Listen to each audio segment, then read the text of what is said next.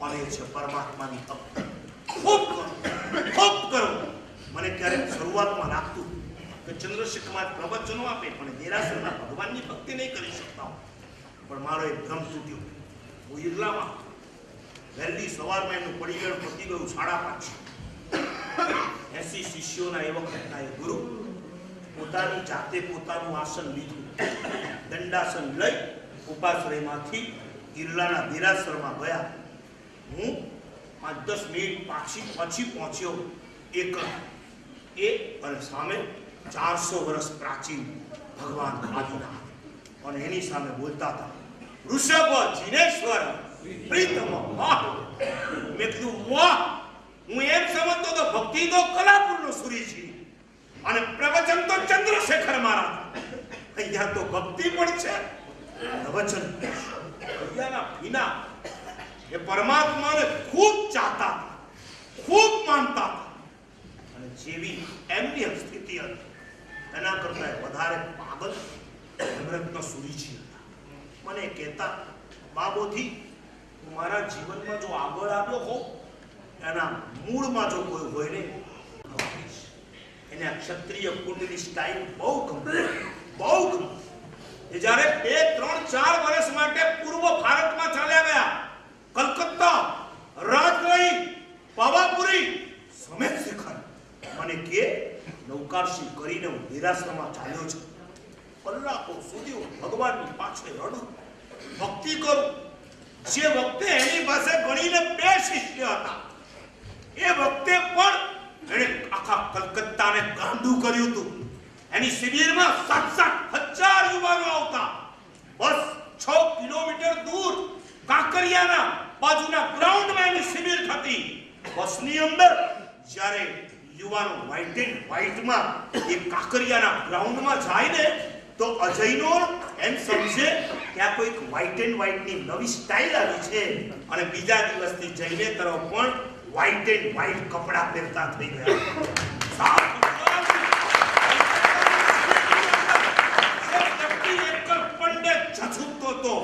એ કે આ બધાના મૂળમાં મેં કરેલી પરમાત્માની ભક્તિ છે અઠમ કરું તીર્થોમાં છે કલ્યાણકની ભૂમિમાં છે અરે પ્રભુની પાસે રડું ભક્તિ કરું જેવું આવડે એવું બોલું આટલા ધુરંધરો પણ જો પરમાત્માની ભક્તિમાં પાગલ બનતા હોય તો તમને કહું છું તમે તો ડગલે ને પગલે સંઘર્ષોની વચ્ચે છો તમારા માટે તો મસ્ત ગુરુ તો આજે આવશે કાલે બહાર કરી જશે તમારા માટે જો 24 કલાક અવેલેબલ હોય તો કોણ છે દેવ છે બનો પાગલ ખૂબ ભક્તિ કરો સમય મળે ત્યારે પહોંચી જાઓ અને વધુ તો સારું એ છે કે ભગવાન કો घर पे बुलाए लैंडलाइन एंड मोबाइल અને उससे भी आगे ब्लूटूथ जिनालय लैंडलाइन घर देरासर मोबाइल અને હૃદય મંદિર એ બ્લૂટૂથ કોઈ હેન્ડસેટ ની જરૂર ખરી બ્લૂટૂથમાં હેન્ડસેટ ની એ જરૂર નથી 50 મીટરમાં ગમે ત્યાં ફરો આરામથી તમે વાત કરો હૃદયને મંદિર બનાવવું છે તો તમારે પહેલા ઘરને મંદિર બનાવવું પડશે અને ઘરને જેને મંદિર બનાવવું હોય એને સંઘ મંદિરમાં વારંવાર જવું પડશે હું એક પ્રસંગ કહીશ પ્રવચન પૂરું કરીશ થોડા વર્ષો પહેલા અમારા એક મહાત્માનું લીંબડીમાં ચોમાસું આવ્યું છે કોઈ લીંબડી વાળું છે આમાં યસ આ લીંબડીમાં ચોમાસું અને એ મહાત્માને ભગવાનની ભક્તિ કરી દેરાસરમાં વારંવાર ડિસ્ટર્બ થવા એટલે એક ભાઈને કીધું કે તમારું ઘર મોટું છે તો પ્રભુજી પધરાવીએ ખુશીથી મારે કે ભગવાન ક્યાંથી અને એને રજા સરસ મજાની પ્રતિમા અમદાવાદથી લાવવામાં એના ઘરમાં પધરાવી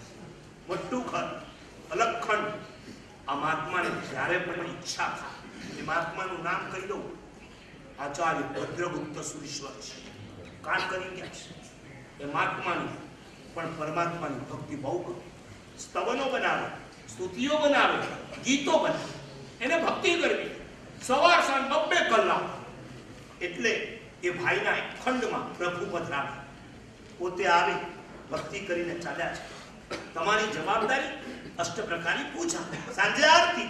બોલા તો ઓકે, પણ હવે મારા સંગ ઘરે પધારે તો આપણે કે દુકાને થોડું જવાય.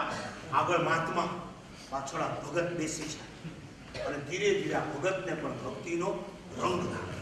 વાહ, આવી મજા આવે. અને એ પણ ભક્તિમાં જોડાય. શરૂઆતમાં એને પણ 2 કલાક આપ્યા, પછી પર્યુષણ આવતા આવતા એ 3 કલાક પર પહોંચી. પછી પર્યુષણ પછી ઓળી આવી ત્યારે 3.5 કલાક પર એની ભક્તિ પહોંચી. સવારે 2 કલાક, સાંજે 2 કલાક, 4 કલાક. દિવાળી એને એમ થયું હજી થાય તેટલી હવે થોડા દિવસ બાકી રહ્યા છે. હવે થોડા દિવસ. તમને એમ થાય છે ને હવે થોડો સમય બાકી છે. તમને થાય છે ને મને થાય છે એટલે હું આપી દઉં એમ થાય, હજી વધારે આપું.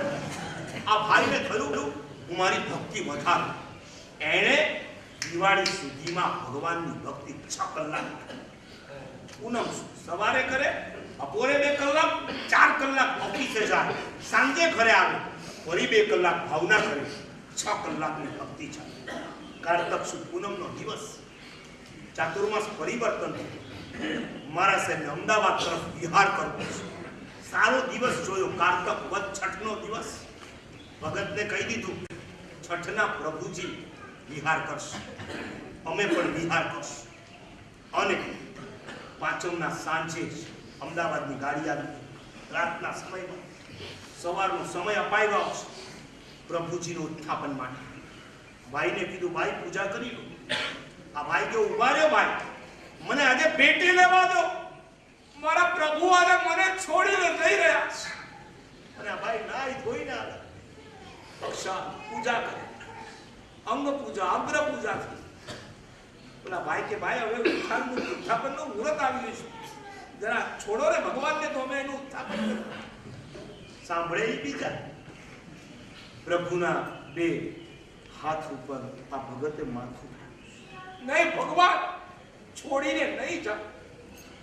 ઓલા કવિ કે છે ને, છોડીને ક્યાં જઈએ પ્રભુ તને છોડીને ક્યાં છે. આ ભક્ત ભગવાનને કહે છે હું તને પકડી રાખવા માંગુ છું, પ્રભુ મત જા, મત જા. ઓલા ભાઈને થયું આ નહીં સાંભળે. એટલે પાછળથી ટાંકણા સિમેન્ટ ઉતારી અને હવે એને થયું કે મારે જાતે જ પ્રભુજીને લઈ દેવા પડશે. આ ભાઈનું મસ્તક પ્રભુના ખોળામાં એને ભગવાન ધીરે રહીને સરકાવે.